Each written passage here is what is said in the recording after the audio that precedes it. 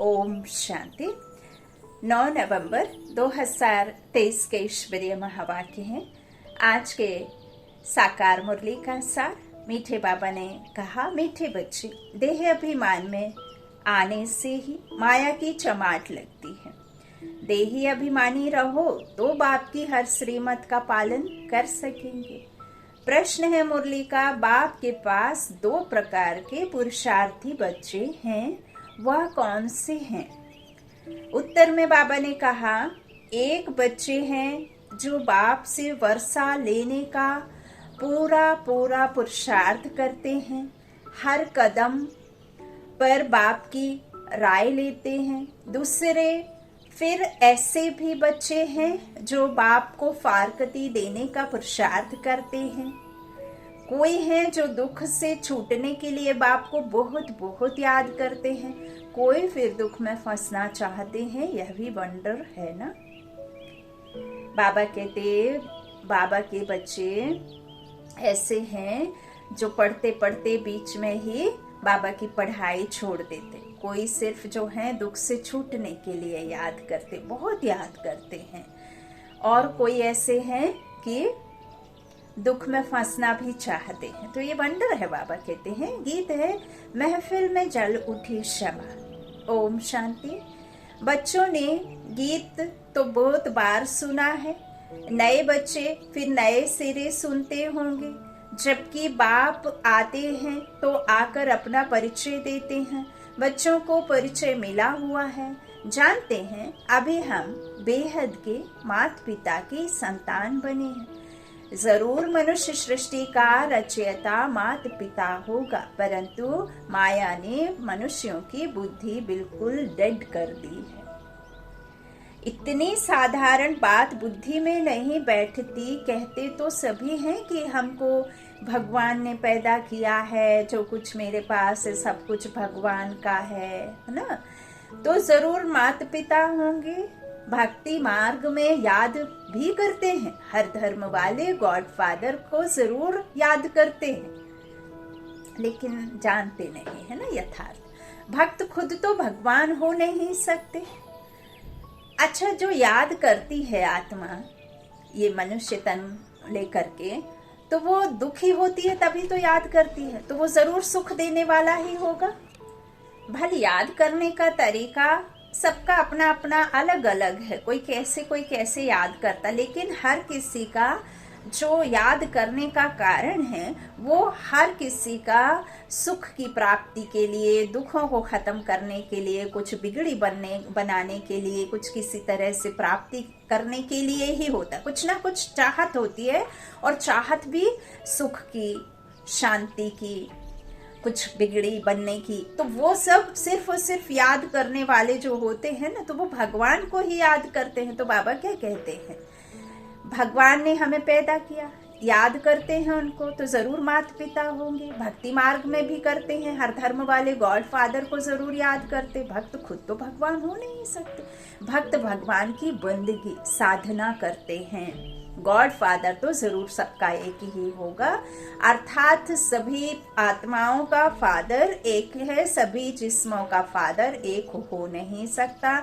जो मेरे शरीर रूपी माता पिता होंगे वो आपके नहीं हो सकते, वो जो आपके हैं वो मेरे नहीं हो सकते। तो बाबा कहते जिस्मों का फादर एक हो नहीं सकता, आत्मा का तो एक है। तो वह तो अनेक फादर हैं, वह जिस्मानी फादर होते हुए भी हे ईश्वर कहकर याद करते हैं। अब घर में अबोध बालक भल ईश्वर को याद ना करे, जब कुछ कष्ट हो, चोट लगे, कुछ करे, कुछ भी उसको समस्या हो, तो वो भल अपने लौकिक माता पिता के पास जाएगा। और माता पिता को जो याद आएगा वो सबसे पहले ईश्वर याद आएगा, है ना। भगवान को याद करते हैं कि मेरे बच्चे की ये समस्या खत्म हो जाए, उसका ये दुख खत्म कर दो।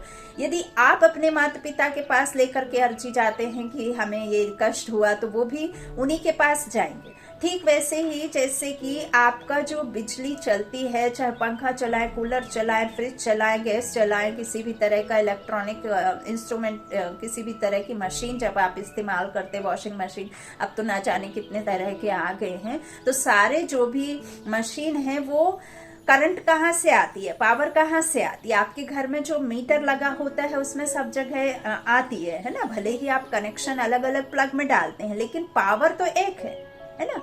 तो ऐसे ही जो परमपिता परमात्मा से पावर लेते हैं या जो सुख मांगते हैं, जो शांति की चाहत करते हैं, हर कोई उससे ही करता है ना। तो बाबा यही समझा रहे हैं कि गॉड फादर तो सबका एक ही है ना, सभी आत्माओं का। भले जिस्मानी माता पिता अलग अलग हैं, तो बाबा कहते हैं कि वह जिस्मानी फादर होते हैं और ये उन्हें फिर हे ईश्वर कहकर याद करते हैं। बाप बैठ समझाते हैं, बच्चे समझाते हैं, मनुष्य बेसमझ हैं जो बाप का परिचय ही भूल जाते हैं। तुम जानते हो स्वर्ग का रचयिता जरूर एक ही बाप है। अभी कलयुग है, जरूर कलयुग का विनाश होगा, प्रायः लोप अक्षर तो हर बात में आता है। बच्चे जानते हैं सतयुग अभी प्रायः लोप है। अच्छा, फिर प्रश्न उठता है, सतयुग में उन्होंने यह पता होगा कि यह सतयुग प्रायः लोप हो जाएगा, फिर त्रेता होगा? नहीं, वहां तो इस नॉलेज की दरकार ही नहीं। बाबा कहते हैं यह बातें किसकी भी बुद्धि में नहीं है। सृष्टि का चक्र कैसे फिरता है, हमारा पारलौकिक बाप कौन है, यह तुम बच्चे ही जानते हो। मनुष्य गाते हैं, तुम माता पिता हम बालक तेरे, परंतु जानते नहीं तो कहना भी ना कहने के बराबर हो जाता है। बाप को भूल गए हैं, इसलिए आर्फन बन पड़े हैं। बाप हर बात समझाते हैं, श्रीमत पर कदम कदम चलो, नहीं तो कोई समय माया बड़ा धोखा देगी। माया ही है ही धोखेबाज, माया से लिबरेट करना यह बाप का ही काम है। रावण तो है ही दुख देने वाला, बाप है सुख देने वाला। मनुष्य इन बातों को समझ नहीं सकते, वह तो समझते हैं दुख सुख भगवान ही देते हैं।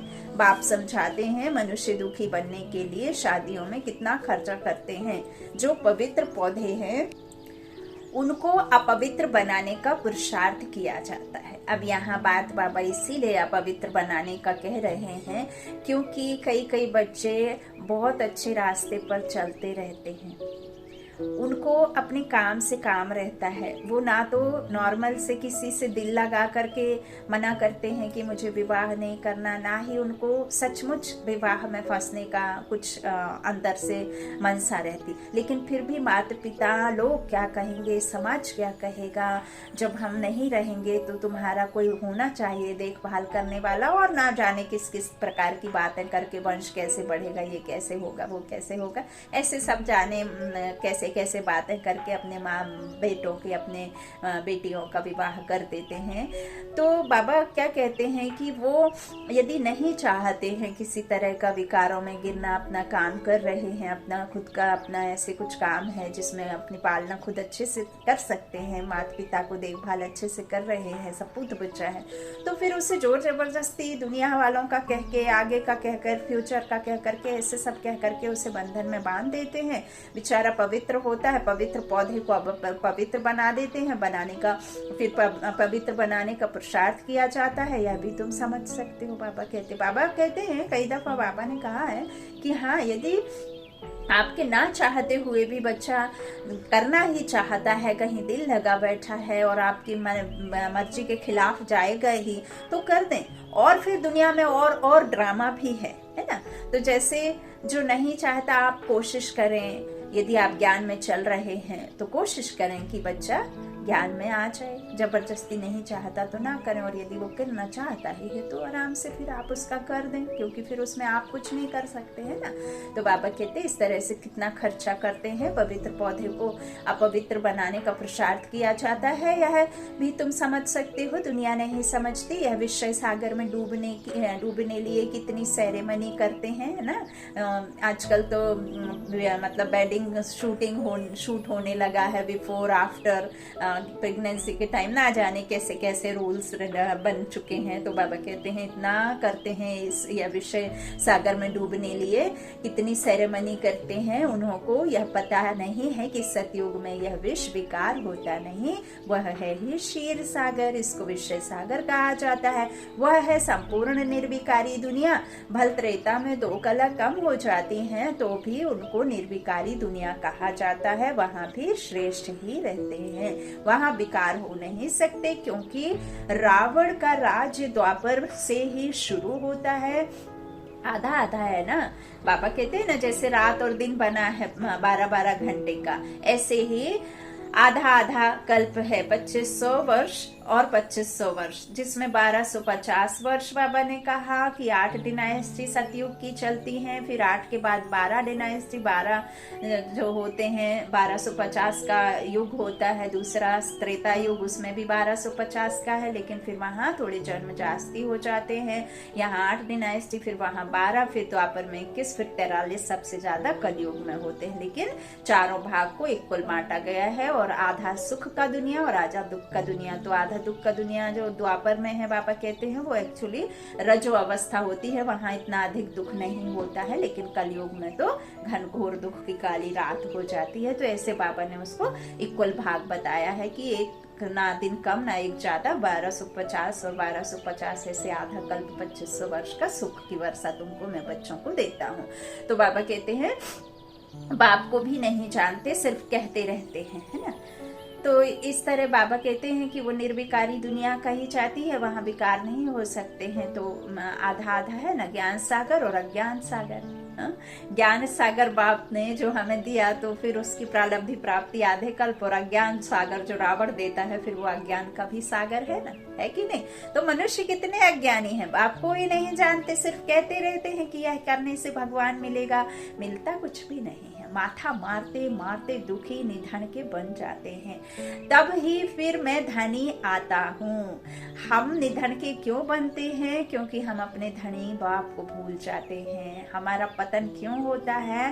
क्योंकि हम अपने पिता जो संस्कार देता है, वो संस्कारी बाप को भूल जाते हैं। हमें दुख क्यों होता है? क्योंकि हम अपने असली स्वरूप अर्थात हम अपनी जो परमात्मा के बच्चे आत्माएं हैं, वो हम विस्मृति में गए, तो हम सब कुछ इसे ही सब समझ लेते हैं और इसके संबंधों को ही सब कुछ समझ लेते हैं। देह भान में आते ही हम दुखी हो जाते हैं। तो बाबा कहते हैं माथा मारते मारते दुखी निधन के बन जाते हैं, तभी फिर मैं धनी आता हूँ। धनी बिगर माया अजगर ने सबको खा लिया है।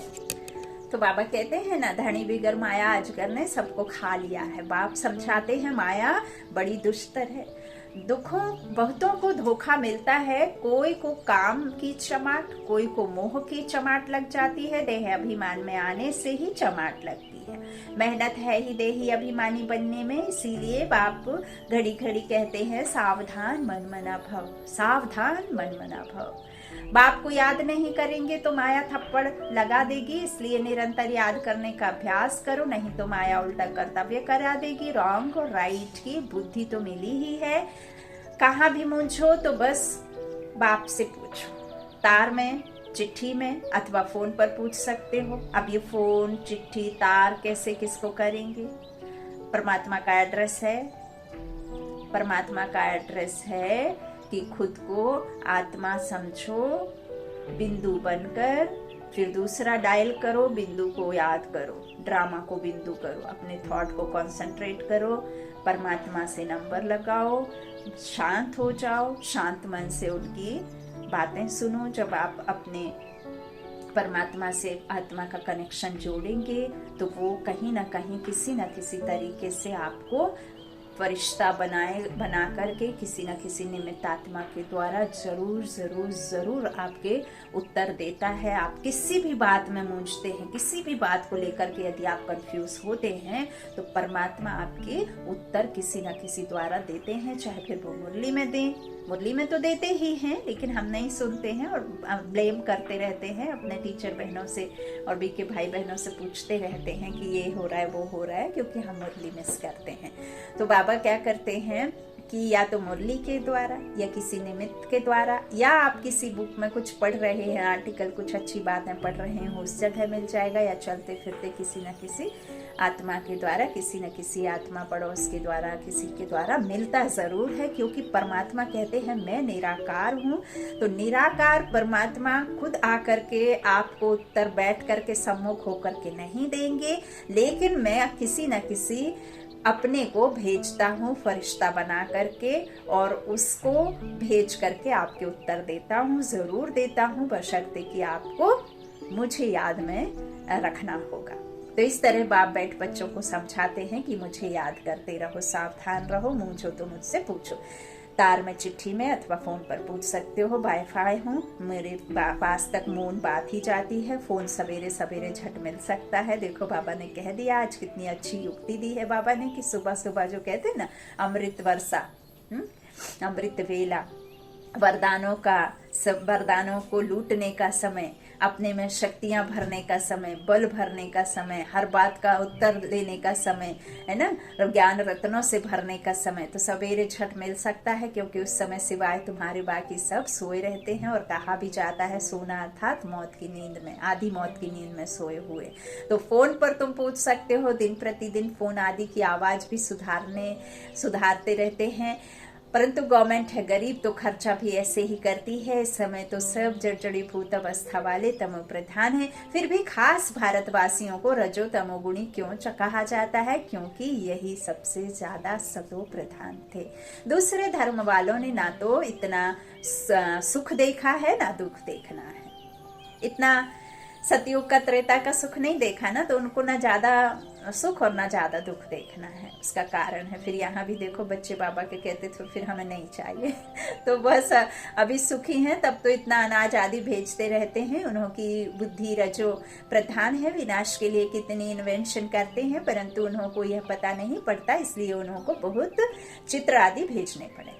तो उन्हों को भी पता पड़ेगा, आखिर समझेंगे यह चीज तो बड़ी अच्छी है, इन पर लिखा हुआ है गॉड फादरली गिफ्ट। जब आफत का समय होगा तो आवाज निकलेगा, फिर समझेंगे बरोबर यह हमको मिला था। इन चित्रों से बहुत काम निकलेगा। बाप को बेचारे जानते ही नहीं, बेचारे ही कहेंगे ना, बिना माता पिता के बच्चे कौन है, बेचारे हैं। तो बाबा कहते हैं सुखदाता तो वह एक ही बाप है, सब उनको याद करते हैं, चित्रों से अच्छी रीति समझ सकते हैं। अभी देखो 3 पैर पृथ्वी के नहीं मिलते हैं और फिर तुम सारे विश्व के मालिक बन जाते हो। यह चित्र विलायत में भी बहुत सर्विस करेंगे। बच्चों को इन चित्रों पर इतना कदर नहीं है, खर्चा तो होना ही है। राजधानी स्थापन करने में उस गवर्नमेंट को करोड़ों रुपया खर्च हुआ होगा और लाखों मरे। हाँ, तो यहाँ तो मरने की बात ही नहीं है, श्रीमत पर पूरा पुरुषार्थ करना है, तभी श्रेष्ठ पद पा सकेंगे, नहीं तो पीछे सजा खाने समय बहुत पछताएंगे। हाँ, लेकिन अब पछताए हो तो क्या, जब चिड़िया चुग गई खेत। तो यह बाप भी है तो धर्मराज भी है। राइट हैंड धर्मराज है, बाप सजा नहीं देते, लेकिन बिना पेन डायरी के धर्मराज के पास में, बिना आवाज के आपका सब कुछ खाता, अकाउंट, विकर्मों का, पापों का, आपके किए अच्छे बुरे कर्मों का, सबका हिसाब उसके पास रहता है। तो बाबा कहते यह बाप भी है तो धर्मराज भी है। पतित दुनिया में आकर बच्चों को 21 जन्मों के लिए स्वराज्य देता हूँ। अगर फिर कोई विनाशकारी कर्तव्य किया तो पूरी सजा खाएगी। ऐसे नहीं जो होगा वह देखा जाएगा। दूसरे जन्म का कौन बैठ विचार करे, ऐसे भी बहुत हैं। मनुष्य दान पुण्य भी दूसरे जन्म के लिए करते हैं। तुम अभी जो करते हो वह 21 जन्मों के लिए करते हो, तो इससे अविनाशी खजाना कहते हो। वह जो कुछ करते हैं अल्पकाल के लिए, एवसा फिर भी नर्क में ही मिलेगा। कितना भी करें लेकिन इधर ही मिलना है ना, तो तुमको तो स्वर्ग में एवसा मिलना है। रात दिन का फर्क है। तुम स्वर्ग में 21 जन्मों के लिए प्रारब्ध पाते हो। हर बात में श्रीमत पर चलने से बेड़ा पार है। बाप कहते हैं तुम बच्चों को नैनों पर बिठाकर बड़े आराम से ले जाता हूँ। तुमने बहुत दुख उठाए हैं, अब कहता हूँ तुम मुझे याद करो। तुम नंगे आए थे, यह पाठ बजाया, फिर वापस जाना है, लेकिन भर तो जाओगे। यहाँ दुनिया में हर कोई अंदर एकदम खोखला है, बाहर से दिखावटी दुनिया है, चकाचौंध सिर्फ और सिर्फ कैसी है, झूठी है।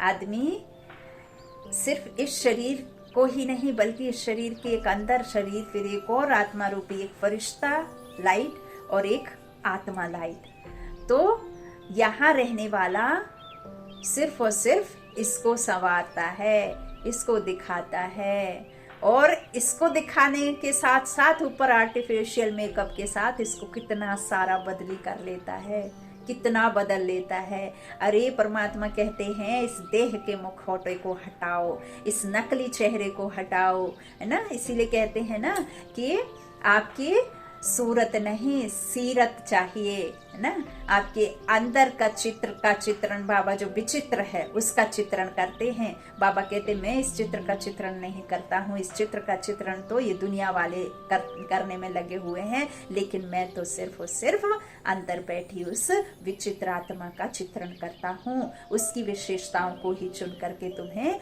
अपना बनाया है। एक विशेषता मेरे एक बच्चे में देखी है और एक एक करके संगठन बना के फिर विशेषताओं को विशेषताएं देकर विशेष बनाया है देख करके। तो इस तरह बाबा कहते हैं हर बात में श्रीमत पर चलो, है ना।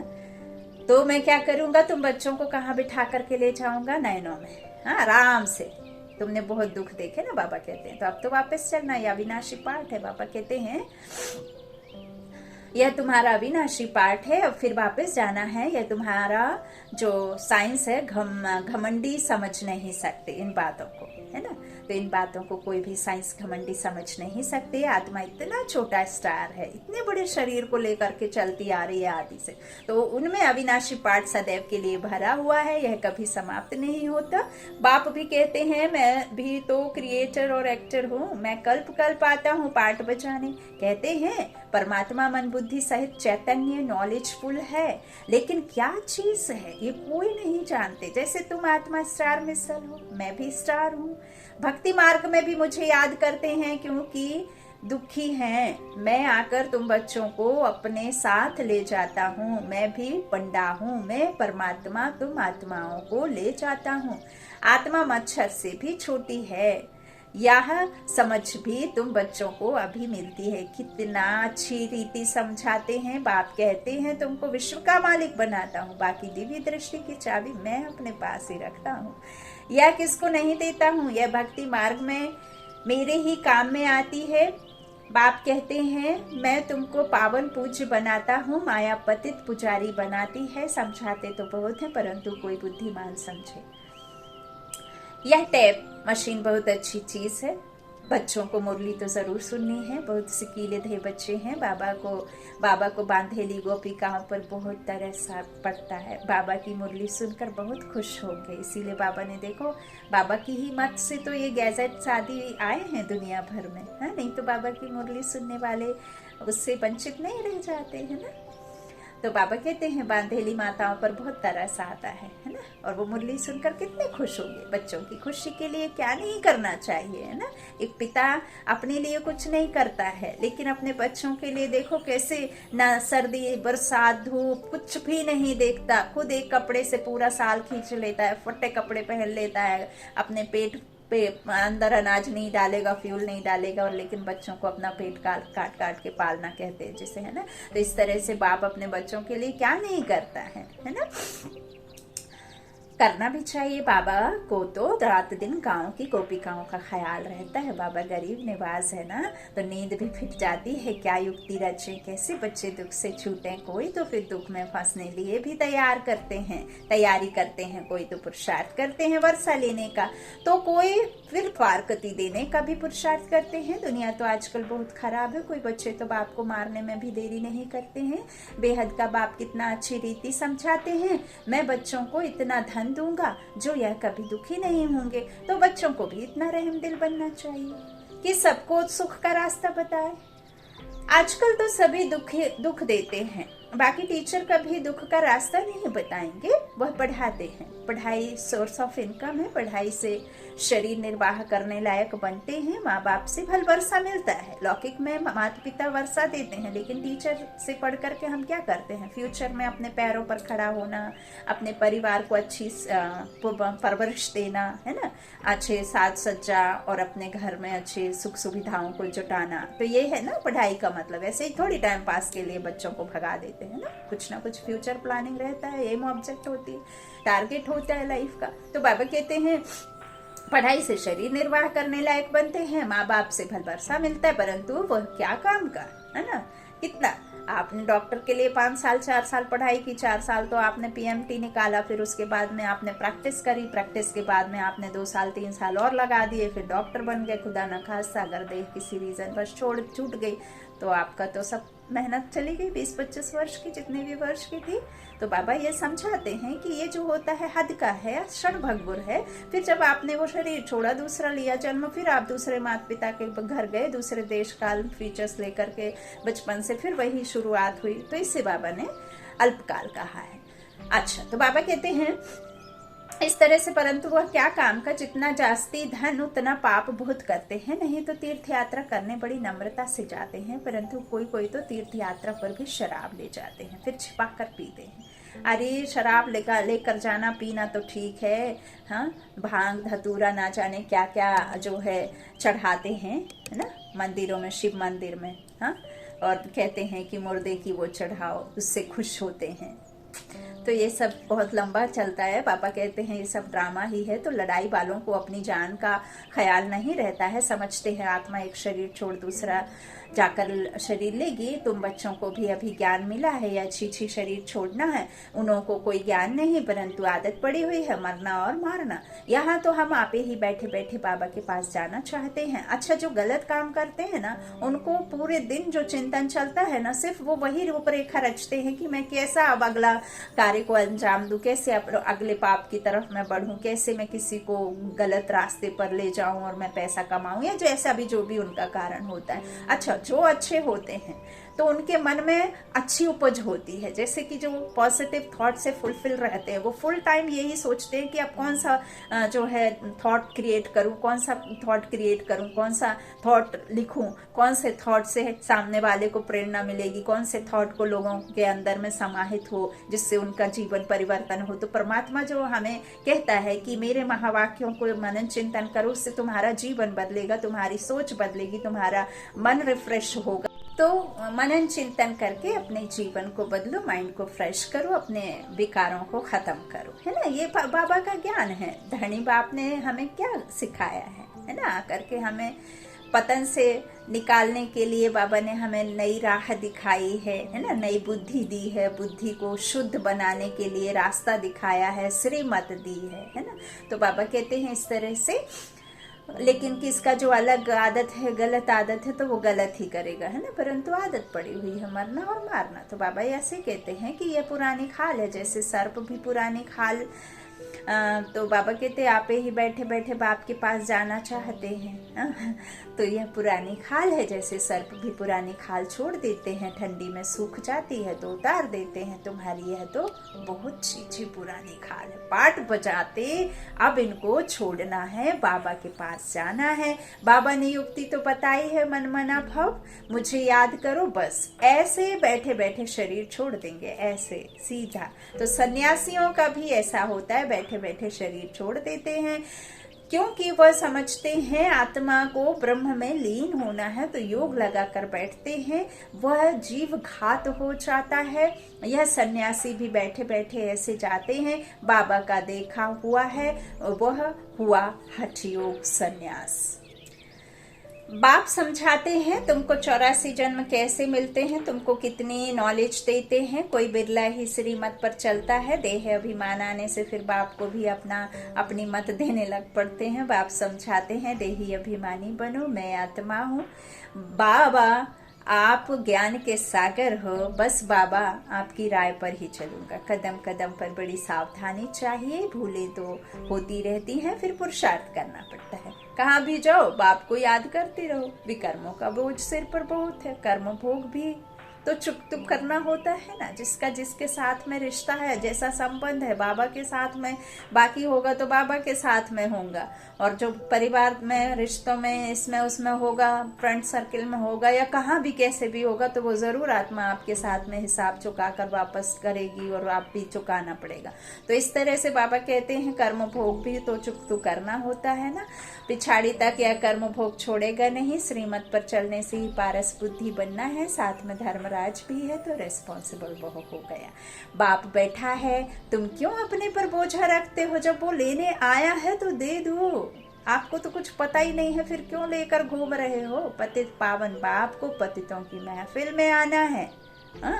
यह तो नई बात नहीं, अनेक बार पाठ बजाया है, फिर बजाते रहेंगे। इसको ही वंडर कहा जाता है। अच्छा, पारलौकिक बाप दादा का मीठे मीठे सीखी लादे बच्चों प्रति याद प्यार और गुड मॉर्निंग। रूहानी बाप की रूहानी बच्चों को नमस्ते। हम रूहानी बच्चों की पारलौकिक बाप दादा को मीठी मीठी सीखी लादे बाप दादा को बच्चों का नमस्ते, याद प्यार। धारणा के लिए मुख्य सार, पहले बाबा ने कहा बाप समान सबको दुखों से लिबरेट करने का रहम करना है, सुख का रास्ता बताना है। दूसरा, कोई भी विनाशकारी उल्टा कर्तव्य नहीं करना है। श्रीमत पर 21 जन्मों के लिए अपनी प्रारब्ध बनानी है। कदम कदम पर सावधानी से चलना है। वरदान, वायदों की स्मृति द्वारा फायदा उठाने वाले सदा बाप की ब्लेसिंग के पात्र भव। जो भी वायदे मन से, बोल से अथवा लिख कर करते हो, उन्हें स्मृति में रखो तो वायदे का पूरा फायदा उठा सकते हो। चेक करो कि कितने बार वायदा किया है और कितना निभाया है ना। बाबा से कितने सारे वायदा करते हैं, गुस्सा नहीं करेंगे, काम में नहीं जाएंगे, है ना, किसी पर बिगड़ेंगे नहीं, किसी को दुख नहीं देंगे, हम अपने जो पुराने संस्कार हैं है ना वो छोड़ देंगे, लेकिन फिर वापस उसी पे आ जाते। तो वायदा करोगे तो उसे निभाओगे, स्मृति में रखोगे तो ही संभव है। तो बाबा कहते हैं फिर वायदा और फायदा इन दोनों का बैलेंस रहे तो वरदाता बाप द्वारा ब्लेसिंग मिलती रहेगी। जैसे संकल्प श्रेष्ठ करते रहो, ऐसे कर्म भी श्रेष्ठ हो तो सफलता मूर्त बन जाएंगे ना। बाबा कहते हैं कर्म श्रेष्ठ है, कर्म प्रधान है।